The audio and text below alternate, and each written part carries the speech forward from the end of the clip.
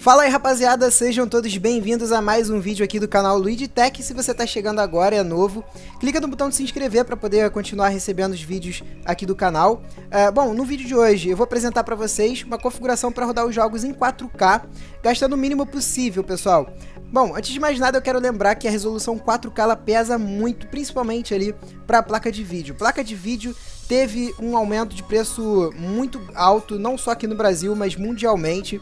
E eu não recomendo de forma alguma que você mude a placa de vídeo que eu coloquei aqui nesse vídeo, a não ser se for ali de marca, né? Pode variar aí de marca para marca, mas o chip gráfico eu não recomendo que você troque, porque abaixo disso você não vai conseguir manter de uma forma jogável os jogos em 4K, pessoal. O que dá para fazer, que é o que eu vou fazer aqui nesse vídeo, é reduzir o custo dos outros componentes sem ser a placa de vídeo. E aí sim a gente consegue manter um preço não tão muito caro, né, não tão absurdo, mas ainda assim é uma configuração, uma máquina bem carinha, porque como eu falei, não tem como a gente reduzir o preço ali da placa de vídeo, pessoal. Então basicamente esse vai ser o vídeo, eu espero que vocês gostem e vamos aí então para os componentes.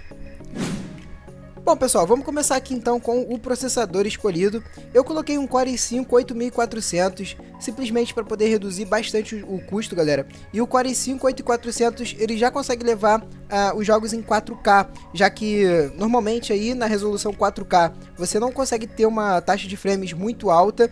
A placa de vídeo ela é muito mais exigida do que o processador, então o processador fica meio que em segundo plano, apesar de ser bem importante você colocar aqui pelo menos um processador que aguente rodar os jogos numa taxa de FPS bacana. E o Core i5 agora, né, com esses 6 núcleos, ele consegue fazer isso tranquilamente. Outra questão interessante foi o Turbo Boost de clock que a Intel colocou nesse processador. Ele chega ali a 4.0 GHz quando necessário, e isso com certeza vai dar um desempenho um pouco melhor para os processadores da linha mainstream. O socket dele permanece aí o LGA 1151, só que agora, né, com a 8ª geração, você precisa ter uma placa-mãe da série 300 para ter a compatibilidade. A litografia dele também permanece aí em 14 nanômetros e o DDP, que foi um ótimo trabalho, 65 watts apenas, é um processador que não precisa de um sistema de arrefecimento tão potente assim para poder fazer aí a dissipação de calor. O valor dele que eu encontrei aqui no Brasil foi de R$800, lembrando que esse processador aqui ele já vem com o cooler padrão da Intel, então não será necessário que você compre uma refrigeração diferente. Com relação à placa-mãe, a mais baratinha que eu encontrei disponível aqui no mercado brasileiro foi a MSI B360M Pro VH. Ela tem o chipset B360, galera, que normalmente traz alguns recursos a mais em relação aos modelos de entrada H310. Só que para esse modelo aqui específico da MSI, eu não vi nenhum recurso diferente aí dos chipsets H310. Vocês podem ver ali que ela é uma placa bem pequena, ela é do tipo micro ATX, vai caber em praticamente todos os gabinetes, exceto os gabinetes mini TX. O número de fases também é bem reduzido. Ela só possui também 2 slots de memória RAM, então você só consegue colocar ali no máximo 32 GB. No caso aqui, o DDR4 Boost, né, porque ela já vem aí preparada para conseguir rodar memórias com clock de 2666 MHz nativamente. Os únicos detalhes que eu notei aqui que podem ser diferentes em relação ao áudio on-board dela, que é um pouco melhor, e também o slot PCI Express com aquela chapa metálica ali, que na verdade, galera, não faz tanta diferença assim, já que a gente vai fixar a placa de vídeo com parafusos, e na maioria das vezes, galera que coloca a placa de vídeo high-end utiliza também o suporte para VGA, né, para ela evitar que ela entorte. Fora isso, ela é praticamente uma H310 renomeada ali com o chipset B360. Ainda bem que o preço dela não tá tão diferente assim de uma placa-mãe mais básica. Eu achei ela por R$480 aqui no Brasil. E só lembrando que eu também coloco os preços ali em dólar e em euro para a galera que me acompanha de outros países. Continuando aqui, rapaziada, memória RAM.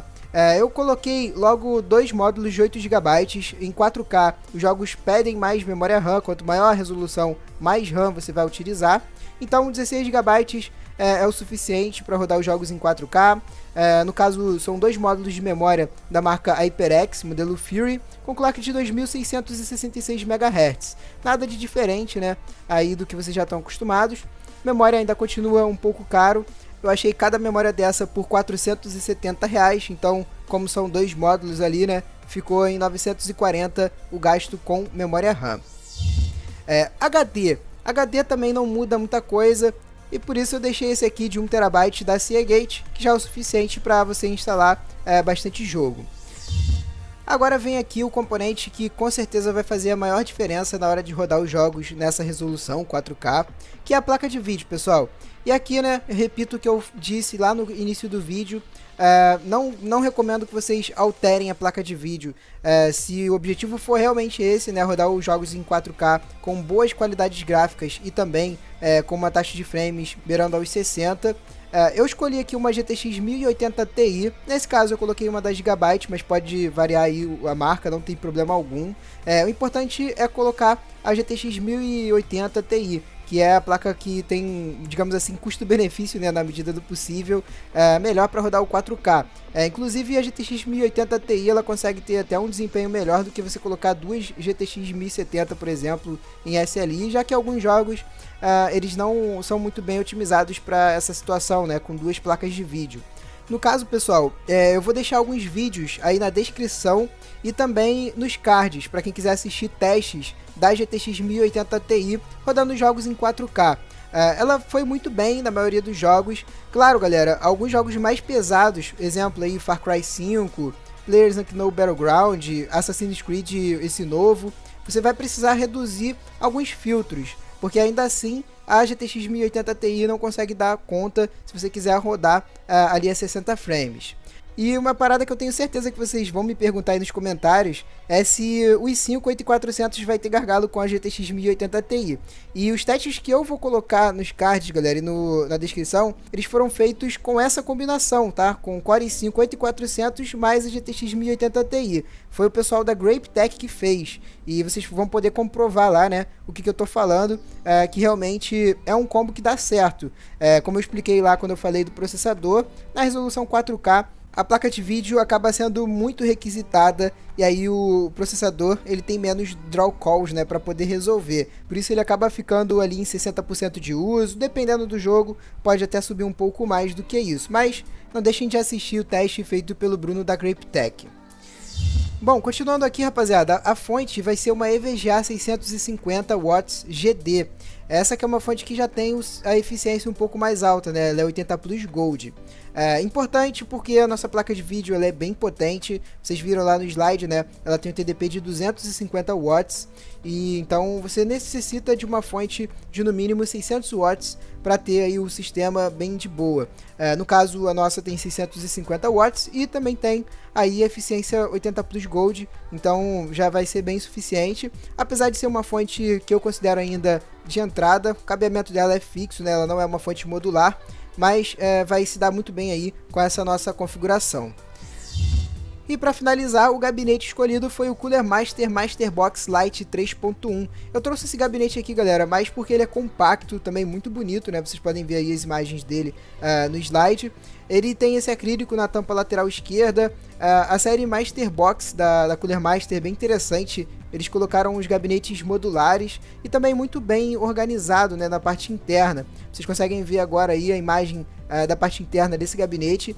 Ele comporta uma placa de vídeo com tamanho máximo de até 38 centímetros. Nossa GTX 1080 Ti vai caber tranquilamente. Importante dizer que esse gabinete aqui ele não suporta placa-mãe do tipo ATX. No caso a nossa é micro ATX, então é de boa. E o water cooler só dá para colocar ele na parte frontal e no caso o de 240mm. Ainda assim é um baita gabinete e ele está em promoção aí no mercado brasileiro. Achei ele por R$230, eu acho que vale muito a pena. E galera, aqui eu coloquei a lista com todos os componentes, né, para vocês, os preços também estão aí no slide. No total a gente gasta nessa configuração R$6.900, como eu falei, né, para vocês, para rodar 4K. Infelizmente você vai precisar mexer bastante no bolso, é um valor que eu sei que é bem alto, mas eu fiz o possível para não diminuir muito o desempenho da máquina e também manter aí uma certa qualidade.